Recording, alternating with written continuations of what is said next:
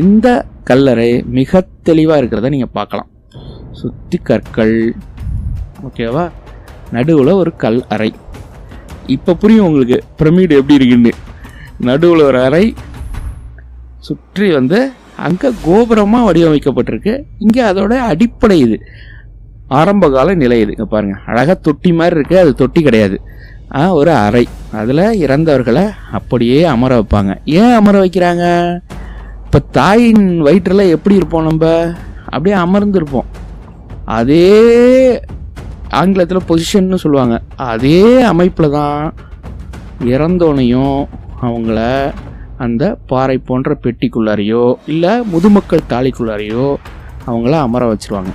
சரி, அது மட்டும் இல்லை, அதன் உள்ளார என்ன இருக்கும், அவங்க விரும்பி பயன்படுத்திய பொருட்கள். உதாரணமாக, நான் ஒரு கத்தியை நம்ம விரும்பி வச்சுருக்கோம் அப்படின்னா அந்த கத்தியும் இருக்கும்.